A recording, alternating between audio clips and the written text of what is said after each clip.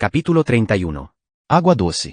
14 de julho de 2019. Em pleno domingo, Daniel tocou a campainha da metalúrgica Rosa do Sul porque não conseguia imaginar outro lugar onde Romeu pudesse guardar as pinturas antes de morrer. Não era uma ideia muito inteligente, afinal Romeu tinha sido demitido. Provavelmente limpara sua sala e levará tudo o que tinha. Mas Daniel conhecia Romeu em muitos sentidos. Quando queria esconder alguma coisa da família, ele compartilhava com a pessoa mais próxima. Aparentemente, Yuri era o melhor amigo de Romeu até que eles perdessem contato depois da demissão. Logo. O homem abriu a porta da metalúrgica para ele, mas, diferente de antes, deixou ali, do lado de fora. Daniel tinha esquecido que os músculos de Yuri chamavam atenção. Não estava preparado para uma visão tão atrativa de repente, a poucos centímetros de distância. Barulhos de homens gritando e brincando surgiam lá de dentro. Um martelo batendo incessantemente em uma chapa de aço soldagens. Todo mundo trabalha no domingo? Perguntou Daniel surpreso. Todo mundo. Não. A hora extra é bem paga, respondeu ele. Posso entrar? Yuri abriu o portão, e a curiosidade empurrou Daniel para dentro. Logo, os dois passeavam pelo corredor da metalúrgica. O barulho do pátio de máquinas a pleno vapor. Sempre que pegamos uma obra para petroleiras ou empresas grandes, o trabalho é reforçado, disse Yuri. Aqui a gente trabalha para gente grande. Para fora também. Não tinha isso na minha época. Pois é. Os estaleiros em Paraty estão cada vez mais importantes, comentou ele. As pessoas vivem bem aqui com um salário mínimo. O custo de vida é diferente, a mão de obra também. Sei. Estamos trabalhando na construção de portas corta-fogo. Você quer conhecer o espaço? Só vamos precisar pegar alguns EPIs para ficar aqui. Não. Minha visita é rápida. Pensou um pouco e resolveu ir direto ao ponto. O Romeu passava um bom tempo aqui. Sabe se ele tinha algum escaninho, armário? Acharam coisas dele por aqui? Não que eu me lembre. Ele foi demitido, lembra? Se achássemos algo, teríamos entregado a ele depois. Faz sentido.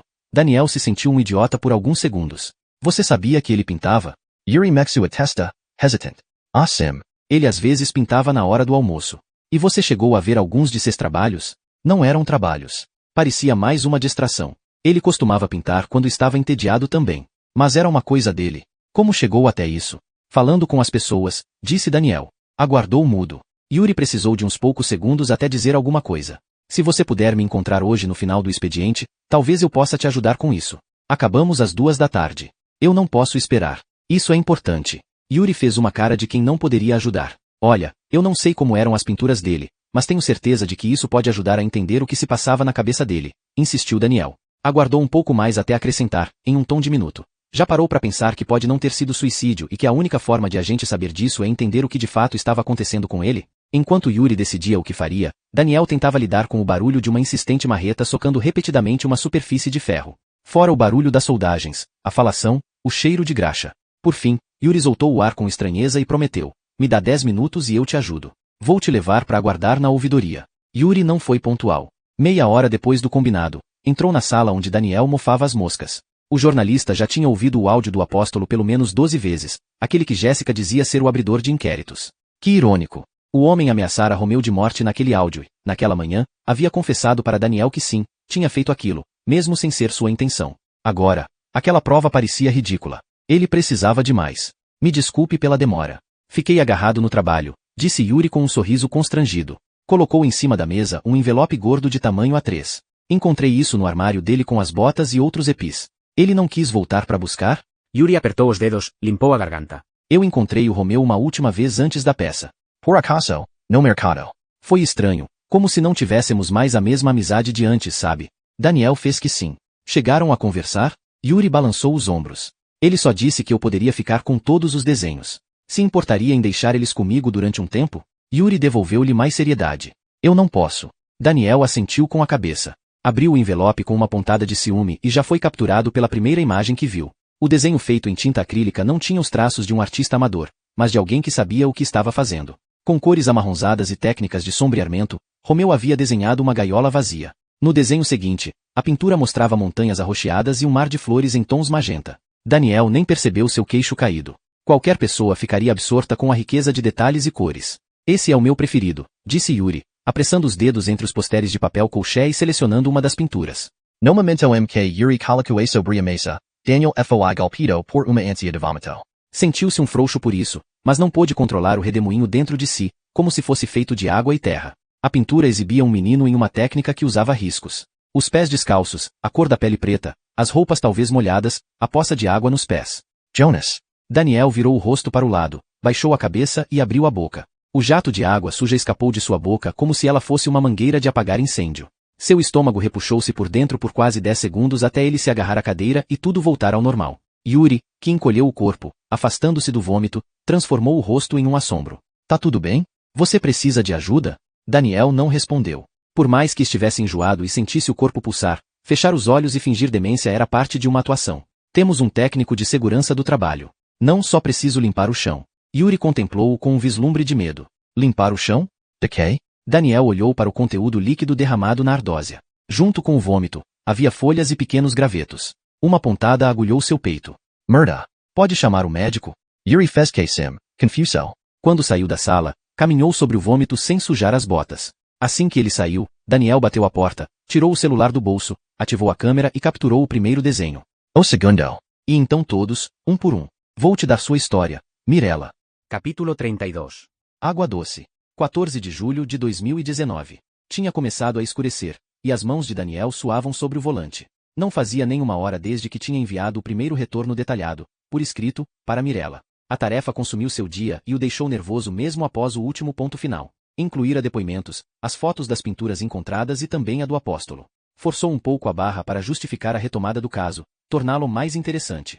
De qualquer modo, estava satisfeito com o resultado até ali, então só precisava distrair a cabeça. Empurrando constantemente a vontade de pensar sobre as pinturas de Romeu e como elas lhe pareciam familiares, Daniel estacionou a meio caminho do bar da garagem e caminhou até lá. Em pleno domingo, os arredores do beco estavam lotados de grupinhos felizes e falantes. Rodinhas de gente com latas de cerveja ou long necks na mão. Fumaça de cigarro aqui e ali. Funk karaoke tocando. Tudo muito atrativo para um domingo de culto. Desde quando aquilo existia por ali, Daniel sentiu a vergonha de quando se chega a uma balada desacompanhado. Percebeu um olhar ou outro sobre si. Dentro do bar, o barulho da música despertava em parte o que ele fora procurar. Quando o mel é bom, a abelha sempre volta, disse Sérgio com um sorriso aberto, entregando um pratinho com pastéis para um cliente. Dessa vez trabalhava sozinho. E ai? Sorry, Daniel. Tudo de boa. Não está no culto? Daniel sorriu como quem diz óbvio que não. Aquele canto parecia muito mais interessante. Atrativo, descolado, vibrante. Melissa sorria abraçada com um cara em um dos cantos. Ela deu um tchauzinho para Daniel, e ele sorriu de volta na hora em que o acompanhante dela saudou-o com uma piscada. Uma mão carimbou-lhe um tapa na bunda. E ai? Cumprimentou Mauro, entrando no campo de visão de Daniel, sorridente. Vestia um blusão colorido com apenas os 2 botões de baixo fechados. Mauro fez questão de um abraço e aproveitou para falar no pé do ouvido de Daniel. Reconheceria essa bunda em qualquer lugar, rapaz. Daniel sorriu. Disfarçava a timidez com um olhar misterioso que costumava funcionar na maioria das vezes. Mauro riu de volta. Sérgio também. Os dois trocaram um selinho por cima do balcão. Amor, você podia aproveitar e apresentar ele pra galera, sugeriu Sérgio. Claro. Tá FIM? Daniel fez que sim. Vamos lá fora. Só não saiam de mãos vazias. Vai querer o quê? Vou de cerveja, disse Daniel. A Heineken mais gelada que você tiver. 2 minutos depois, Daniel e Mauro emergiam do bar para a beirada do beco, cada um com uma garrafa na mão. Mauro deixava o ombro roçar no de Daniel, que se afastava de leve, embora agora o achasse muito mais bonito do que antes, mesmo com as bochechas rosadas que não faziam bem o seu tipo. Posso falar a verdade? Perguntou Daniel. Nunca imaginei um lugar como este em Água Doce. Nunca mesmo. Quem imaginava, né? Disse Morou. Tem 5 anos já. Sabia que o bar da garagem é de um virgianita desassociado que cansou daquela porra e decidiu chutar o balde? Daniel ergueu as sobrancelhas, surpreso. Bebeu um gole e travou os pés, acompanhando o movimento de Mauro. Ficaram na esquina do bar, ainda meio que iluminados pela luz de neon e envolvidos pela batida de brega funk. Mauro balançando o corpo de acordo com o ritmo. Não era isso aqui tudo não, continuou Mauro. Nem tinha movimento. A gente é má influência pra caralho. Olha só como é que tá agora. Daniel deu uma olhada ao redor, reconhecendo alguns rostos. A galera do teatro. A maioria dos atores conversava, gargalhava e exibia roupas descoladas. Daniel brincou de identificá-los. Na minha época de Água Doce, o máximo de diversão era a pegação na rua da fábrica de cigarro. Pode crer. Mas eu era muito novo, era muito difícil sair de casa. Todos os nossos pais mega religiosos. Os dois riram, beberam, se olharam. Nunca imaginei que eu ia trocar uma ideia com Daniel Torres. Mauro Rio. Você era o maior estranho, confessa. Ainda sou, disse Daniel. Sempre fui na minha. Os quietinhos são os piores. Quer um cigarro? Daniel negou. Bebeu a Heineken quase toda enquanto Mauro puxou um Lucky Strike mentolado e o acendeu. Como vocês dois se conheceram? Daniel perguntou. Na escola, respondeu ele. Trago. Solto a fumica. Rio. Éramos os 2 viadinhos assumidos da cidade. Isso aproximou a gente, Mas aqui é osso. Vamos na contramão. Porra de cidade preconceituosa do caralho. Daniel assentiu. Imagino. Era difícil pra ele também. Pro Romy? Moro Soria Devagar.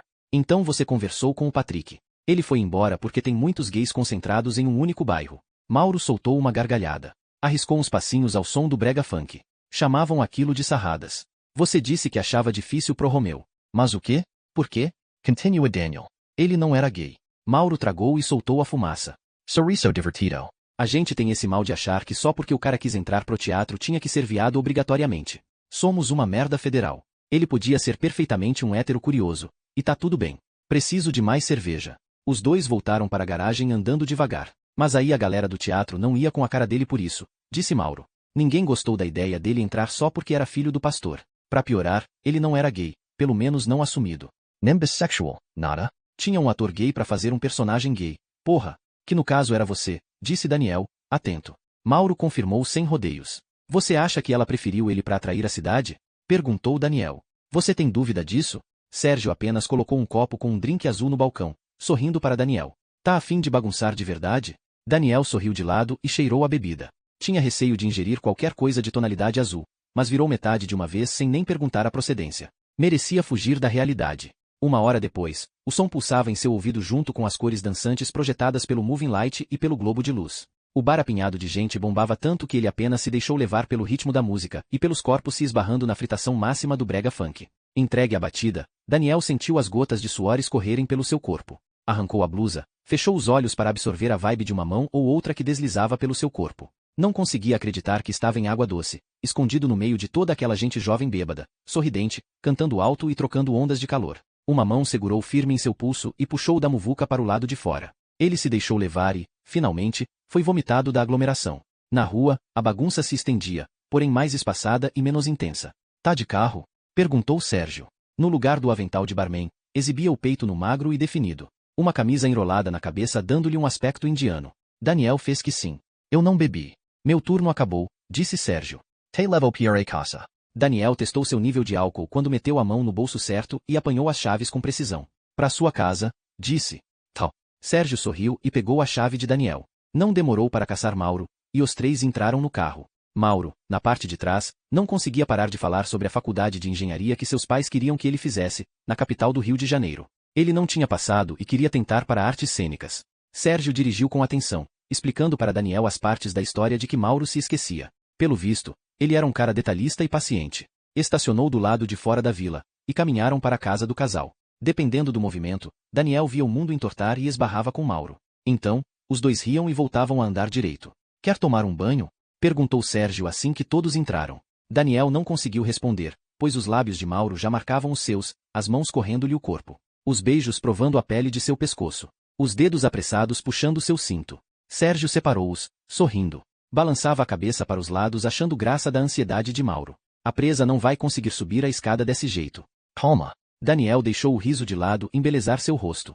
Esforçou-se para não bambear. Deu alguns passos pela sala e pegou um dos porta-retratos do casal próximos aos vidros de perfume e barquinhos de papel. Pareciam dois homens felizes. Por que para alguns aquilo era pecado? É isso o que eu sou para vocês? Uma presa? O calor do corpo de Sérgio por trás do seu causou um arrepio. As mãos do cara avaliando sua condição lá embaixo. Ficaram cheias. É o melhor jantar que já conseguimos em anos, respondeu Sérgio. Bom que estou sóbrio para apreciar cada pedaço. Capítulo 33. Água Doce. 15 de julho de 2019. De vez em quando, Ednalva sentia saudade da vida quando só tinha um filho para criar. A infância de Daniel havia trazido marcas e costumes permanentes, mesmo depois que o garoto decidirá abandonar a família. Um deles era o costume de nunca abrir as pesadas cortinas. Elas ficavam sempre ali, bloqueando a vista, mesmo em um dia bonito como aquele. Ainda que o hábito impedisse a passagem da luz pelas manhãs e onerasse a conta de energia elétrica, era mais importante preservar a família da curiosidade alheia. Daniel continuava causando problemas? Deco encostou as costas no armário da cozinha, em silêncio. Lágrimas escorreram pelo rosto de Lisa enquanto Ivan a abraçava, como um bom marido. As sobrancelhas questionando a mãe. Ednalva roía as unhas dos dedos da mão. O cérebro a mil. Não podia acreditar na desgraça que estava acontecendo. A sombra aproximando-se da casa outra vez, como se uma nuvem pesada decidisse se alojar não apenas sobre seu lar, mas sobre a cidade inteira. Tinha arrepios ao perceber como as peças todas se encaixavam. Lucas sempre fora um menino obediente. Quando foi que decidiu se recusar a ir ao batismo? Quando foi que começou a falar sozinho, escrever coisas estranhas na parede, perambular pela casa à noite? Como se não bastasse isso, tinha o sacrifício diabólico na escola, quase impossível de acreditar. Tudo tinha começado quando seu filho mais novo se aproximara. Não havia outra razão. Todos sabiam da época difícil em Água Doce. De uma forma ou de outra, a cidade estava entregue ao maligno. Com a chegada de Daniel revirando a morte daquele rapaz nojento, pecador e problemático. Será que o coração do filho havia sido atraído pelas sujeiras da cidade? Será que era por isso que estava ali? Ednalva ignora o calafrio que percorreu scu corpo e calacu as maus sobre os ombros da Ivan e de Nora. Eu vou fazê-lo falar. Ele sempre fala comigo. Não vai conseguir nada, mulher, disse Deco, desacreditado. Você não tem fé? Fé. Não se trata de fé, reagiu Deco. Então mudou o tom para um sussurro atemorizado. Todos nós vimos os dois entrarem juntos naquela sala. Você precisa aceitar que estamos lidando com coisa forte aqui. Ednalva respirou fundo. Sou eu que tenho o dom de visão, não você, disse ela, nada tímida. Confiava no que falava, no que Deus tinha lhe dado. Daniel vai ser curado aqui. Se ele está nessa casa justo agora, é por um propósito maior. Só pode estar louca, murmurou Deco, mas toda a família sabia que ele não queria dizer aquilo. Todos sabiam o quanto Ednalva fora tocada por Deus. As revelações que ela entregava em nome das 5 virgens. Ednalva examinou o marido durante algum tempo. Depois, voltou-se para o filho amado. O que foi que o apóstolo disse, meu bem? Os lábios de Ivan tremiam, como se lutassem para não dizer o que precisava ser dito. Disse que, se o Lucas persistir assim, vai ter que ir pro lavatório. Ednalva cobriu a boca com os dedos. O olhar assombrado. Aquela vergonha outra vez? Não podia permitir isso de novo no seio de sua família. Lisa começou a chorar mais alto, e Ivan apertou os braços em torno dela. Tá vendo o que você tá causando, mãe? Ele tem que ir embora daqui. Nós não entendemos o caminho das 5 virgens nem do Senhor, disse ela com convicção, embora o coração titubeasse. Vou falar com o Lucas e tudo vai se acalmar. O apóstolo não quis fazer a imersão com ele? Perguntou Deco. Disse que ele não tem preparo, respondeu Ivan. Vão testar o lavatório, mas, pelo menos, ele vai melhorar logo. Só quero meu filho de volta outra vez, resmungou Lisa. Vou falar com ele. Não fiquem em cima, disse Ednalva, determinada. Caminhou dali até a sala de estar, onde Lucas desenhava sentado no tapete da sala. Tinha que dar certo.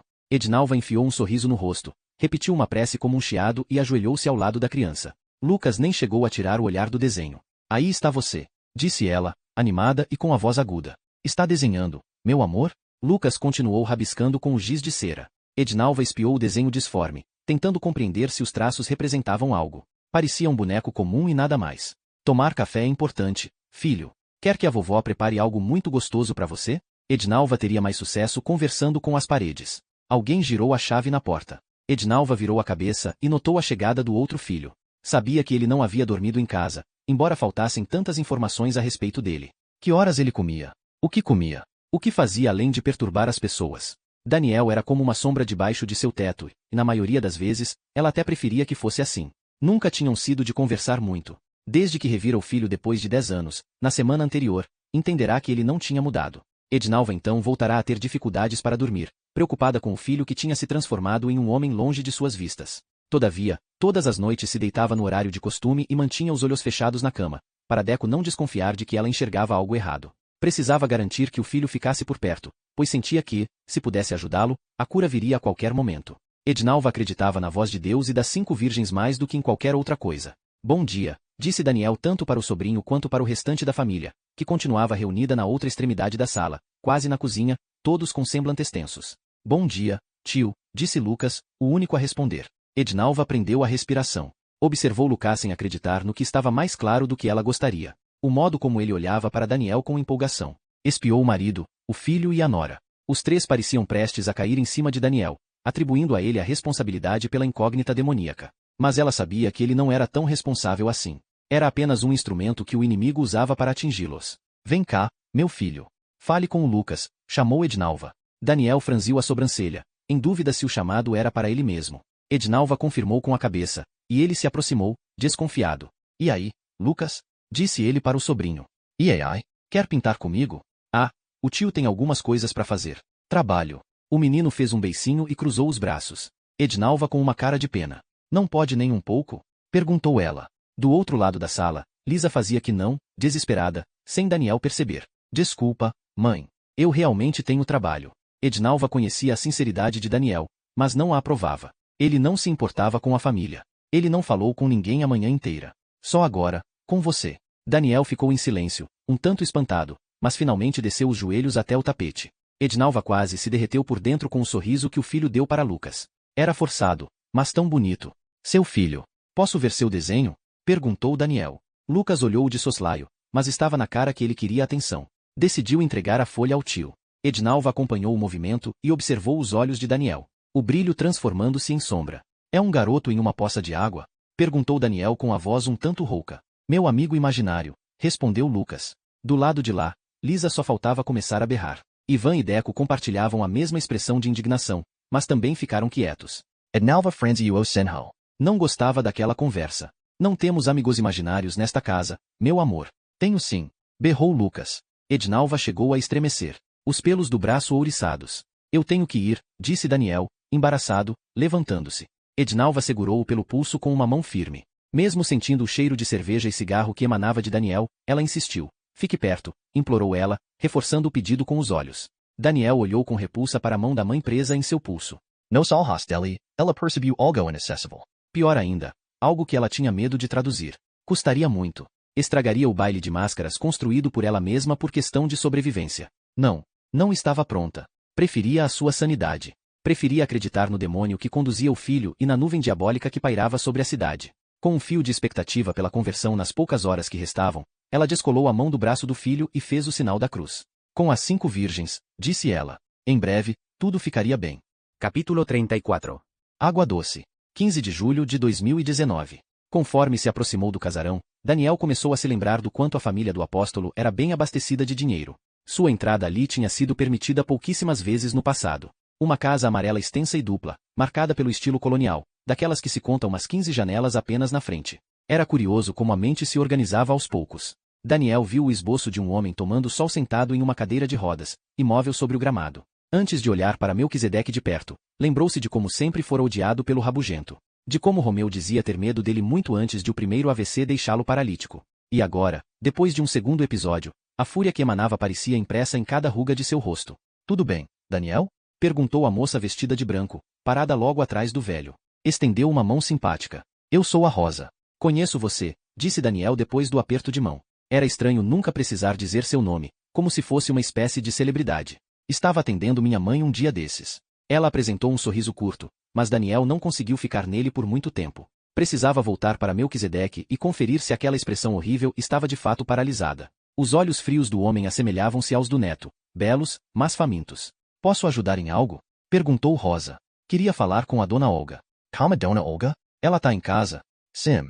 Só é um pouco difícil eu chamá-la agora porca. Não tem problema, interrompeu Daniel, aproveitando a deixa para adentrar a casa em busca do revólver na expectativa de identificá-lo. Obrigado. Daniel avançou em direção à porta principal e abriu-a sem pensar 2 vezes. Só depois espiou por trás dos ombros, e, mesmo que Rosa falasse com Melquisedeque, distraída, ele podia jurar que estava sendo vigiado por ela 2 segundos antes. A casa dos Velasco cheirava ao óleo ungido que costumava ser distribuído na porta no fim das reuniões.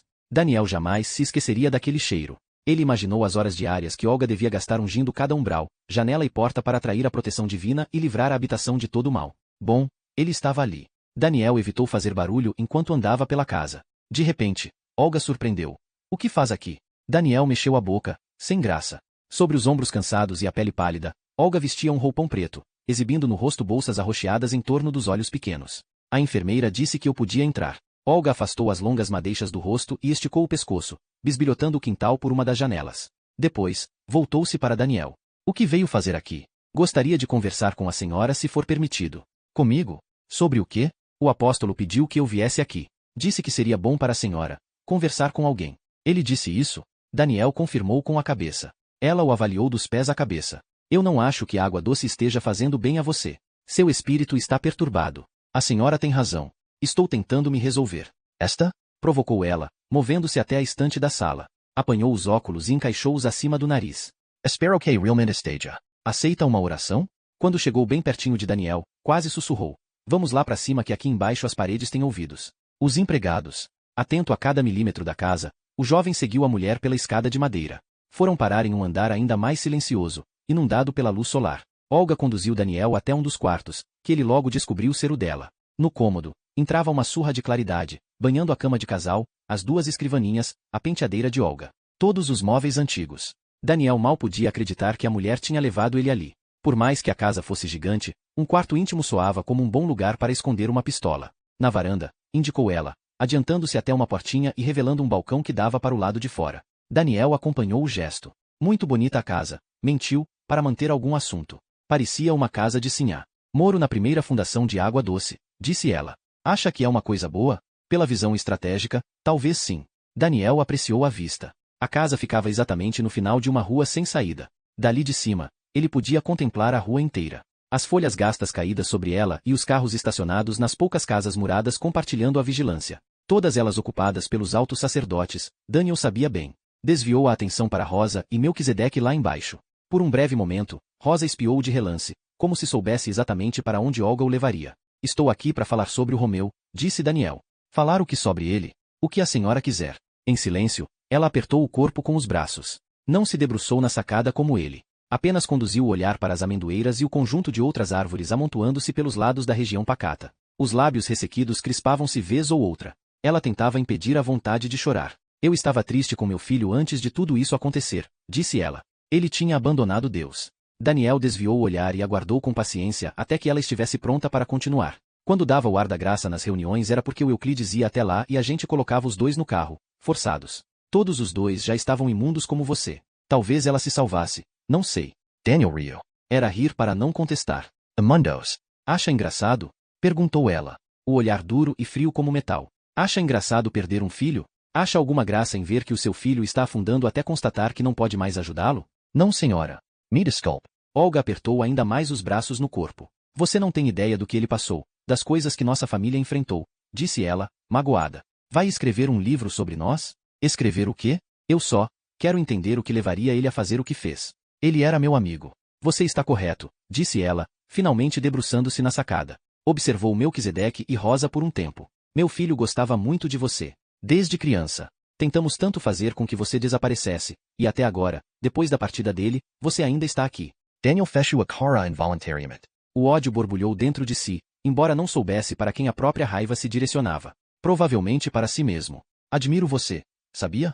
Falou ela, sorrindo. Você tem a força e a ousadia que meu filho não tinha. Ele era forte, sim. Forte? Perguntou ela, olhando nos olhos de Daniel. Algo a atingiu como uma flecha, dobrando-a por dentro. A impressão de Daniel era que tinha esmagado uma ferida infeccionada. Você não sabe de metade do que se passava na cabeça do meu filho. E a senhora sabe? Provocou. Ele se abria com a senhora? Meu filho morreu porque era um menino fechado para o mundo. Como acha que ele poderia ter se aberto comigo? Tive a impressão de que você disse conhecê-lo. Eu sou uma mãe. Ainda sou uma mãe, por mais que minha filha me deteste. Uma pessoa como você nunca entenderá os dons que Deus dá às mães. Eu estou disposto a entender. Está disposto a revirar lixo, disse ela. Daniel preparou-se para receber uma cuspida na cara, tamanho o desprezo no rosto da mulher. É isso o que vocês fazem. Reviram a vida das pessoas em busca de algo podre que possam exibir para o mundo. Sobrevivem dos pecados das pessoas. Vim aqui para ajudar o seu filho. Bem, você chegou tarde demais. Meu filho se matou, e o caso está encerrado. FIM. E se eu disser que há chances de que alguém tenha armado para ele? Olga riu. Umedeceu os lábios rachados. Apertou os braços no corpo, tensa. Dona Olga, a senhora sabe dizer se o seu marido tem alguma arma? Ela franziu a testa. Não compreendo o que quer dizer. É uma pergunta muito simples. O apóstolo tem alguma arma de caça ou qualquer outra? Me casei com um homem de Deus. Muitos homens de Deus matam em nome de um bem maior. Você está dizendo o quê? Pelo amor de Deus, sibilou Olga com um olhar irritado. A mulher voou contra Daniel, descontrolada, agarrando-lhe a gola da camisa. A mandíbula cerrada bufando odio e saliva. Daniel teve medo do que encontrou nos olhos dela. Ainda assim, continuou. Havia uma arma na cena no palco, revelou ele. Murda. O que estava dizendo? Alguém tentou matar seu filho e o cara que interpretava Júlio. A arma desapareceu. Você quer dizer que alguém colocou uma arma e um veneno para matar os dois ali? Tem certeza disso? Tem certeza? Relutant, Daniel fez que sim. Tem alguma arma na casa? Então, para o susto de Daniel, a mulher começou a proferir um monte de palavras esquisitas. Correu para os pés da cama, ajoelhou-se e começou a rezar compulsiva e incompreensivelmente.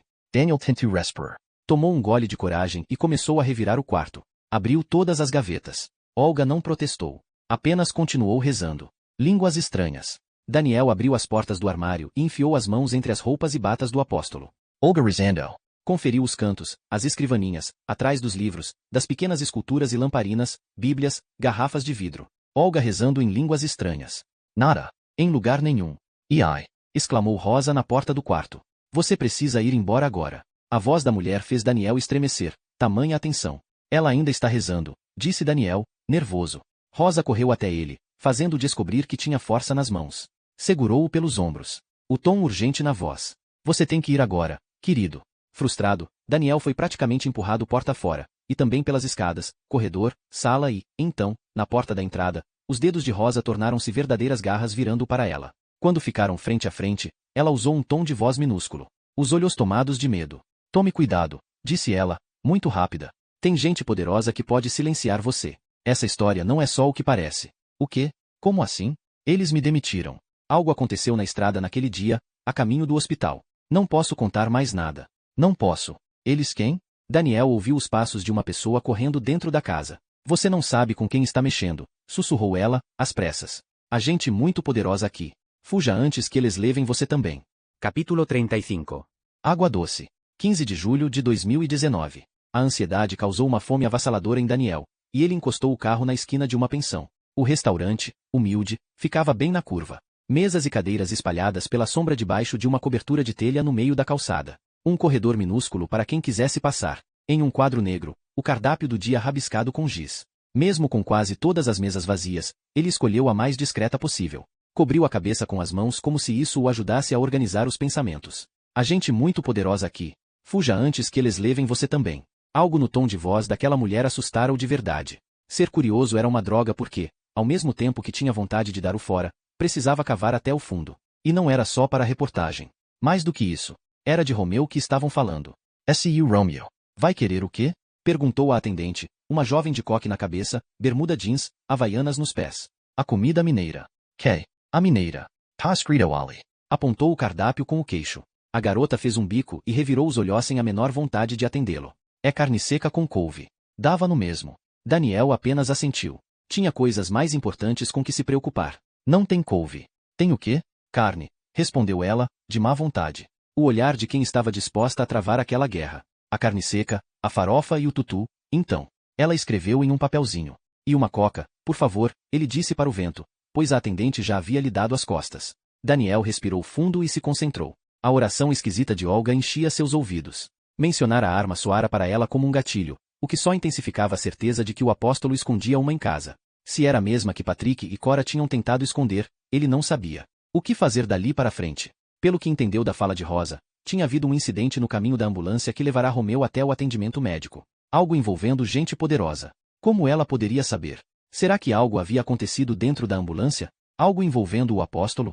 Daniel tampou o buraco da barriga com a comida da pensão, que pelo menos era boa, e dirigiu até o local ao qual ainda devia uma visita. O ambulatório do bairro fazia parte de um posto médico municipal, uma unidade extensa, mas de aparência simples e humilde. Era difícil acreditar que funcionava um serviço ambulatorial ali, a não ser pelos carros estacionados no canto. Tinha um único andar e ficava localizado bem ao sul do bairro, no caminho para o rio Iberê, só que indo para a direita. A unidade construída em sua época de menino fizera um bem incrível para aquela região, afinal, até então, a unidade de pronto atendimento mais próxima ficava a quilômetros de distância, na cidade de Paraty. Muita gente de Ubiratã ia até a Água Doce por conta do posto, o que trazia um mínimo movimento para a região. Daniel encostou o carro, abriu o notebook e releu os documentos do inquérito aos quais tinha acesso. A guia de encaminhamento de cadáver começava com o mesmo nome grifado em letras blocadas sobre uma fachada pintada de azul. Posto Médico Sanitário de Água Doce Dr. Felipe da Silva Saas. Depois, o documento partia para a identificação do cadáver. Daniel sabia que, para o IML, Romeu era um corpo, não uma pessoa. Era aquilo que seu amigo tinha se resumido, a um corpo morto. Daniel releu a parte V da guia. Óbitos por causas externas. Na seção suicídio havia um X no item Intoxic Envenem. Substância, toxina botulínica. No alto do documento, outroex indicava que o cadáver havia sido encaminhado ao INEO AOSVO, Serviço de Verificação do Óbito.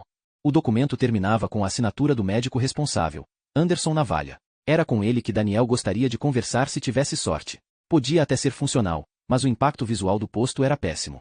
Os pacientes mofavam no ambiente abafado, apesar dos tufões pregados às paredes, que não davam conta de refrescar o lugar. Atrás da recepção feita por um balcão largo de madeira, ficavam duas mulheres já de idade. O uniforme era uma camisa da prefeitura, e a maquiagem era o cansaço carimbado no rosto das duas àquela hora da tarde. Daniel avaliou-as por um tempo e entendeu que faziam uma espécie de cadastro e triagem.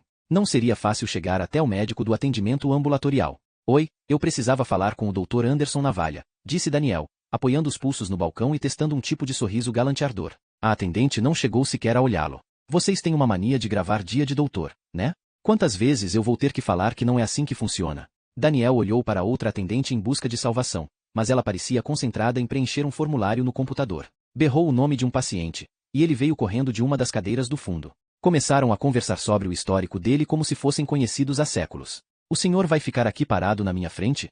Perguntou a recepcionista. Tinha o cabelo trançado e os olhos entediados atrás das lentes dos óculos. Eu disse que preciso falar com o Dr. Anderson. O Navalha? Isso. Tem horário marcado? Sim.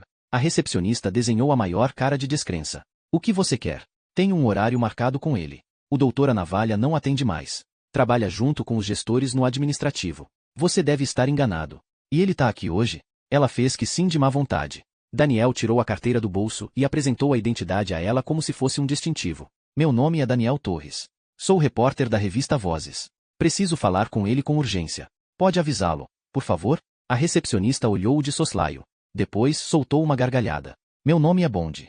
James Bond, disse ela, em puro deboche. Pelo jeito, não aparecia muita gente da imprensa por ali. Mas, pelo menos, pegou o rádio em cima da mesa e seguiu o protocolo, chamando o doutor. 5 minutos depois, Anderson Navalha aproximou-se da recepção com um olhar preocupado. O homem media quase 2 metros de altura, um trabalhado pedaço de carne por baixo das roupas brancas e do jaleco. Um elástico detinha o cabelo fino em um coque. Daniel foi em direção ao homem sem saber o que procurava ali de fato.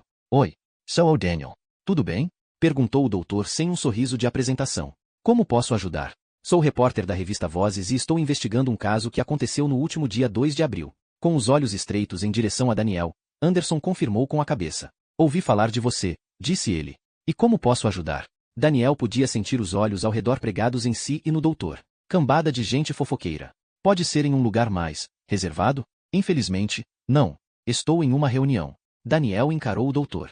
Ok. Eu gostaria de saber detalhes do que a equipe médica encontrou quando chegou ao teatro. Porque isso é importante para vocês. As mesmas perguntas de sempre. Gostaríamos de criar um texto verossímil. Conversar com quem viu tudo de perto é super importante. O doutor transferiu o peso do corpo para uma das pernas, cruzando os braços. Não tenho muita informação que possa ajudar. Mas o senhor estava na ambulância naquele dia, não estava? Navalha não parecia ter gostado daquele comentário. Espiou a expressão das pessoas ao redor e fez um gesto para que Daniel o acompanhasse até uma pilastra de concreto onde o sol batia, já que todos os pacientes fugiam para as sombras. O garoto morreu por overdose. Isso é algo que você pode escrever na sua revistinha de esquerda. A polícia confirmou que a medicação, acima de tudo, era obviamente furtada. Daniel sacou o celular do bolso em um gesto lento.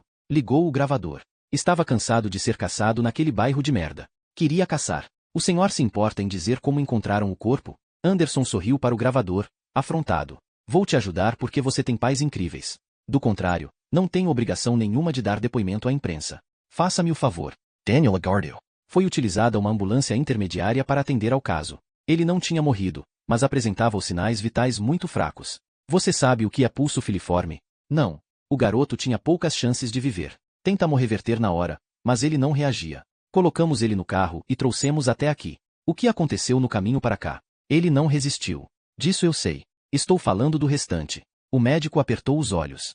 Eu não sei do que você está falando. Tem certeza? Está insinuando o quê? Uma pausa desconfortável. Posso saber o nome das pessoas na equipe que o acompanhou nesse atendimento? Eli Rio. Equipe? Não tinha equipe.